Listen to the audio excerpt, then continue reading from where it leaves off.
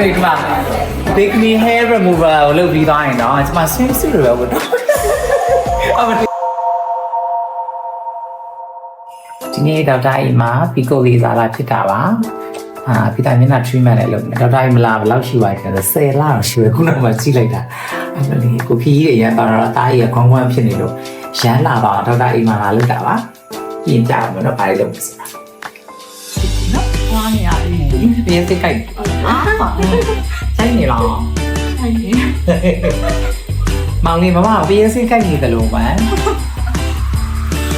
တောင်လေးလာနန်းနေတယ်လို့ပဲကိုယ်အဲ့လိုပဲခံစားလိုက်တယ်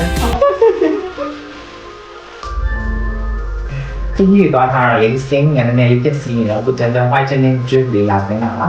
အဓိကတော့မျက်နှာ treatment လုပ်ပါမယ်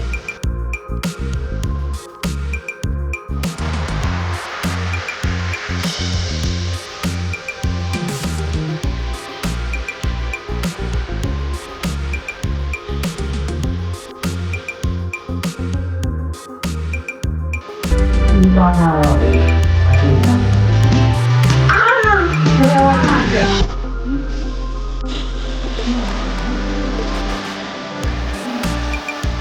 ့လာယူတဲ့ခါဒီရနာကိုဒီမှာကို treatment လုပ်သွားပြီဆိုတော့အခု Christmas နဲ့ Happy New Year ကိုဒီမှာ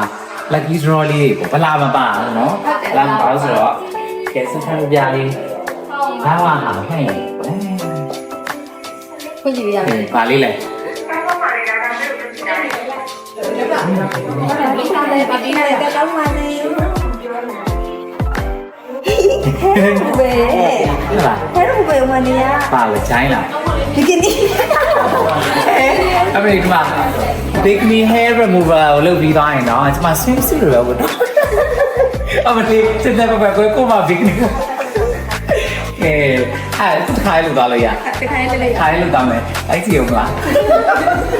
အော်နေလို့ဒေါက်တာအိမ်မှာ Christmas အတွက်ကော Happy New Year အတွက်ကော80%ရာခိုင်နှုန်း90%ရာခိုင်နှုန်း50%ရာခိုင်နှုန်းအထူး promotion တွေရှိတဲ့အတွက်ကြောင့်2025ကိုအဲ့ဒါလေးဖြတ်တန်းကြပါနော် Okay bye bye